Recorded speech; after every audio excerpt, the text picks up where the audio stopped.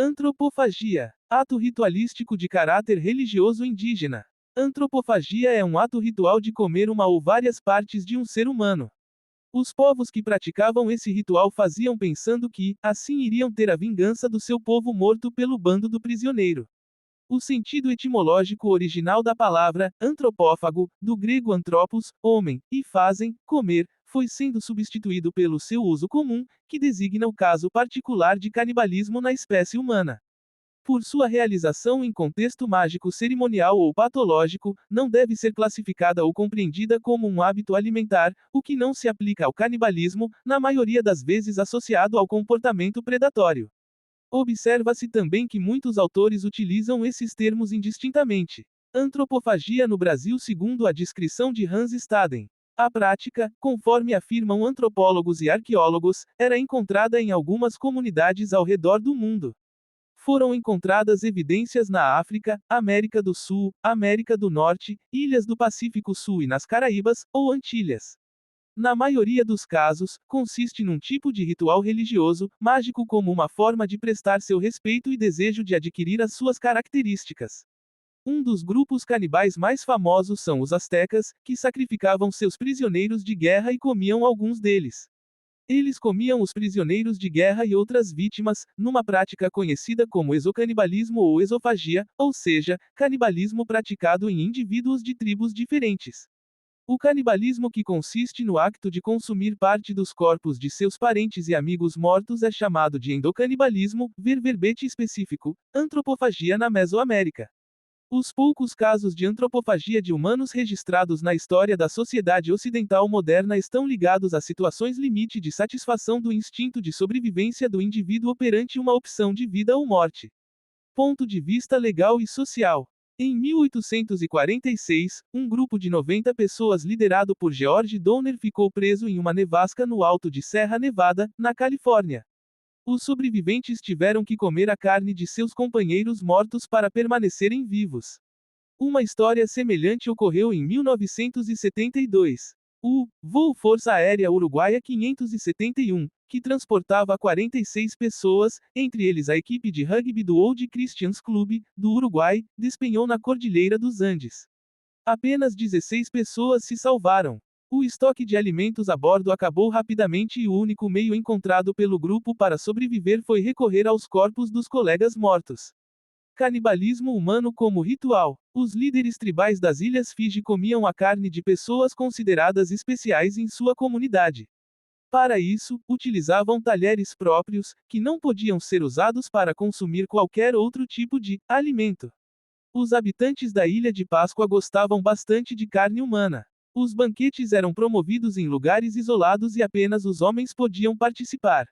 No meio do caminho entre o ritual e a sobrevivência está o caso da tribo Fore, da Papua Nova Guiné. Para compensar as carências de proteínas, passaram a realizar um ritual onde os homens ficavam com os músculos, enquanto as mulheres e crianças, com o cérebro de outros membros da tribo que tinha falecido. O canibalismo foi praticado desde finais do século XIX e durou até a chegada dos colonizadores europeus na década de 1950, mas ainda no final do século XX foi descrito pelo velejador Hélio Sete Júnior um caso de uma doença provocada por esta prática, que provocou a disseminação de uma doença localmente denominada curu, a doença de Creutzfeldt-Jakob clássica. Num esboço de classificação dessas práticas tipo sacrificial, segundo Castro, temos canibalismo póstumo, se aproxima ou se inclui nos ritos funerários. Canibalismo bélico sociológico classicamente representado pelos ritos de destruição dos inimigos pelos tupinambás da costa brasileira no século XVI. Para esse autor, um possível esquema interpretativo desse tipo de sacrifício, que na concepção de Escola corresponde a práticas animistas, ou seja, a concepção de um cosmos habitado por muitas espécies de seres dotados de intencionalidade e consciência.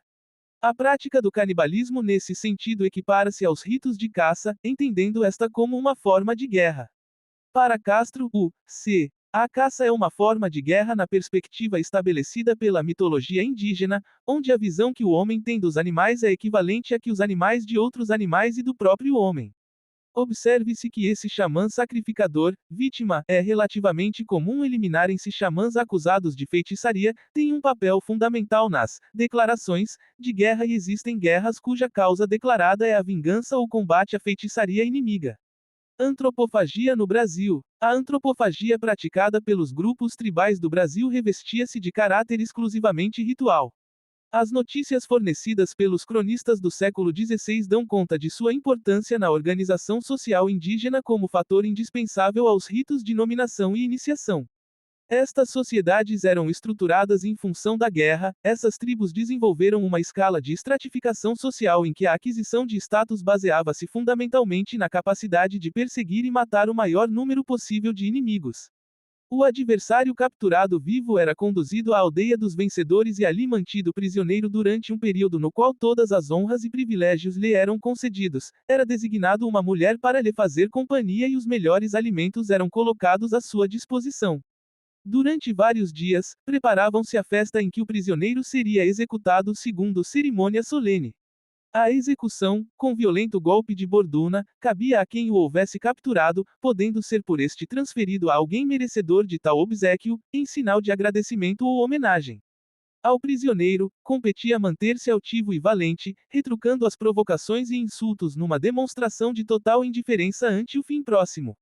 O executor ganhava, então, direito ao uso de mais um nome, e seu corpo era incisado de modo indelével, para que se perpetuassem a sua coragem e o seu valor. Dessa forma, acreditavam que, ao comer a carne de um inimigo guerreiro, iriam assim adquirir o seu poder, seus conhecimentos e as suas qualidades. Para ser considerado herói, não bastava ao índio da tribo Urubu, do Pará e Maranhão, capturar o inimigo. Tinha também de ser o carrasco e para tanto deveria dançar suportando, sem gemer, ferroadas de vorazes formigas presentes em faixas atadas em sua testa e cintura. Enquanto dançava, enormes vespas eram atiradas sobre ele. Prisioneiro indígena. O pirata inglês Anthony Knivet fez uma descrição detalhada da execução de prisioneiros pelos índios. Tendo sido capturado com mais 12 portugueses, ele relatou: 2 horas depois levaram um dos portugueses, amarraram-lhe outra corda à cintura e conduziram-no a um terreiro, enquanto 3 índios seguravam a corda de um lado e 3 do outro, mantendo o português no meio. Veio então um ancião e pediu a ele que pensasse em todas as coisas que prezava e que se despedisse delas, pois não as veria mais. Em seguida veio um jovem vigoroso, com os braços e o rosto pintados de vermelho, e disse ao português: Estás me vendo? Sou aquele que matou muitos do teu povo e que vai te matar. Depois de ter dito isso, ficou atrás do português e bateu-lhe na nuca de tal forma que o derrubou no chão e, quando ele estava caído, deu-lhe mais um golpe que o matou. Pegaram então um dente de coelho, provavelmente de capivara, começaram a retirar-lhe a pele e carregaram-no pela cabeça e pelos pés até as chamas da fogueira. Depois disso, esfregaram-no todo com as mãos de modo que o que restava de pele saiu e só restou a carne branca. Então cortaram-lhe a cabeça, deram-na ao jovem que o tinha matado e retiraram as vísceras e deram-nas às mulheres. Em seguida, o desmembraram pelas juntas, primeiro as mãos, depois os cotovelos e assim o corpo todo. Mandaram a cada casa um pedaço e começaram a dançar enquanto todas as mulheres preparavam uma enorme quantidade de vinho. No dia seguinte ferveram cada junta num caldeirão de água para que as mulheres e as crianças tomassem do caldo. Durante 3 dias nada fizeram a não ser dançar e beber dia e noite. Depois disso mataram outro da mesma maneira que lhes contei, e assim foram devorando todos menos eu.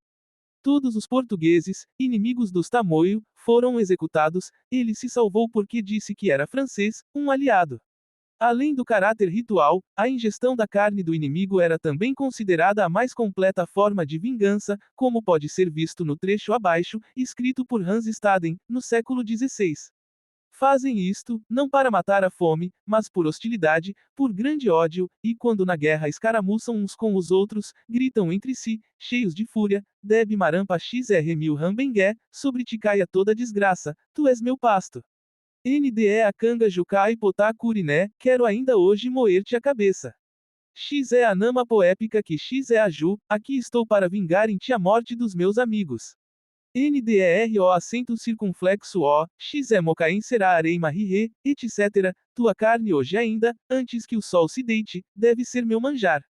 Isto tudo fazem por imensa hostilidade. Quando perguntados por que guerreavam contra outras tribos, os índios diziam que era para vingar seus antepassados que tinham sido mortos por elas. Alegavam que comiam os prisioneiros para se vingarem dos seus entes que tinham sido devorados por aqueles inimigos.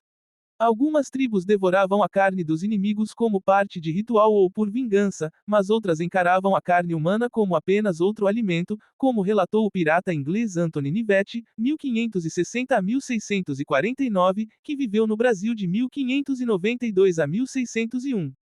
Pode-se encontrar esses canibais nos rios São Francisco, São Miguel e Santo Antônio.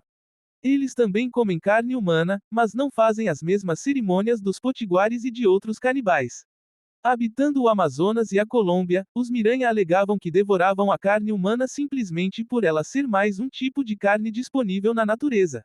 Achavam um absurdo o fato dos europeus não comerem carne de macaco e, jocosamente, diziam que a carne dos brancos não era lá grande coisa, uma vez que era azeda.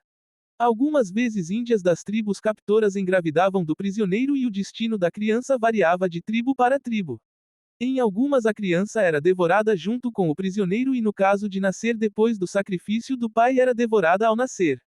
Em outras tribos as crianças eram alimentadas até atingirem tamanho adequado para serem mortas. Ainda em outras elas eram deixadas vivas, mas não podiam participar do dia a dia da aldeia e alimento por ela tocado era desprezado pelos índios. Contudo, algumas tribos tratavam com grande deferência os filhos de prisioneiros mortos, já que acreditavam que eles eram tão valorosos quanto seus pais. Com a vinda dos missionários jesuítas, esses costumes foram fortemente combatidos, por serem incompatíveis com os valores cristãos. O costume de comer carne humana foi proscrito e reprimido pela força, com grave dano para um tipo de organização social em que a antropofagia desempenhava relevante função como processo de aquisição de prestígio e ascensão social. Os europeus, inclusive os jesuítas, que chegavam às Américas na época da colonização ficavam horrorizados com a prática do canibalismo pelos indígenas. Há casos isolados do mesmo sendo praticado na Europa na Idade Média, devido à escassez de alimentos, porém a situação em que se encontrava a antropofagia no Brasil possuía um caráter largamente diferente. Hoje em dia, a tribo dos Yanomamis ainda conserva o hábito de comer as cinzas de um amigo morto em sinal de respeito e afeto. Quanto à ingestão de cinzas de mortos pelos indígenas, alguns estudiosos atribuem este costume à identificação mística entre homens e plantas.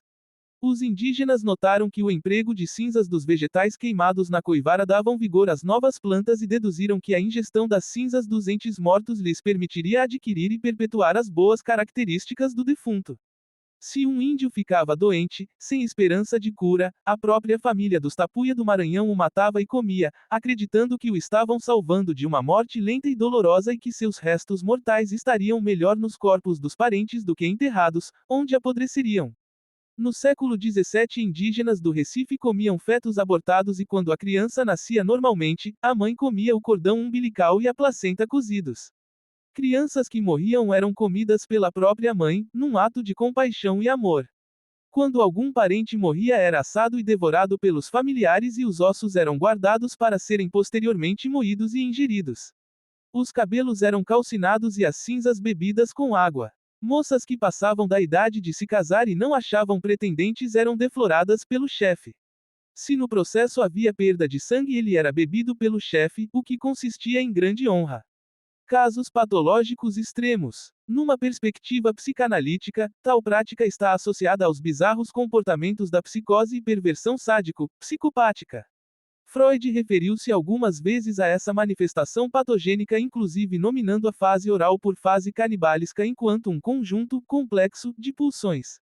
Em sua avaliação do processo civilizatório, situa o canibalismo como um comportamento possivelmente controlado, ao lado dos desejos instintuais do incesto e da ânsia de matar, desejos inconscientes que ameaçam o indivíduo e a civilização e que todos parecem unânimes em repudiar. Apesar desse repúdio, eventualmente se registram ocorrências de tal manifestação patológica. A saber, no século XIX, aconteceu em Porto Alegre, um crime que recebeu o nome do caso do linguiceiro. O casal José Ramos e Catarina Paulsen foi preso e acusado de atrair e matar homens para posteriormente produzir linguiças que seriam vendidas no seu açougue. O alemão Fritz Haarmann, conhecido como o Vampiro de Hanover, foi condenado em 1924 pelo assassinato de 30 garotos. Ele fazia salsicha da carne dos meninos, não somente para consumo próprio, como também para venda. No passado, alguns casos famosos de canibalismo foram também associados a um contexto sexual. Por exemplo, nos Estados Unidos, durante a década de 1920, Albert Fish estuprou, matou e devorou várias crianças, alegando ter tido um grande prazer sexual resultante de seus atos. O russo Andrei Chikatilo, que matou pelo menos 53 pessoas entre 1978 e 1990, também era praticante do canibalismo com conotações sexuais. O estadunidense Jeffrey Dahmer, conhecido também como o canibal de Milwaukee, assassinou e devorou suas vítimas entre 1978 e 1991, sendo a maioria dos assassinatos ocorridos entre os anos de 1989 e 1991. Suas vítimas eram homens que haviam tido relações sexuais com Dahmer. Foi preso em 22 de julho de 1991 e condenado à prisão perpétua em 1992. Em 28 de novembro de 1994, Dahmer e outro preso foram atacados de surpresa e espancados até a morte por Christopher Scarver, outro preso, diagnosticado como psicótico. Dahmer morreu a caminho do hospital, devido a vários traumas na cabeça por um haltere. Em 2002, a polícia alemã encontrou na casa de Armin Maiuis, técnico de informática residente em Rotemburgo, em Hessen, pedaços de um corpo humano no frigorífico. Tratava-se de Bernie de Jürgen Brandes, de 43 anos, que o procurara em resposta a um anúncio colocado por Maiuis na internet procurando por jovens corpulentos entre 18 e 30 anos para abate. Além de matá-lo com seu consentimento, Maiuis cortou seu pênis e ambos degustaram no flambado. Maiuis contou à polícia que Brandes teria explicitamente concordado que partes de seu corpo fossem cortadas e cozidas e depois que de terem comido juntos, Brandes teria concordado em ser morto.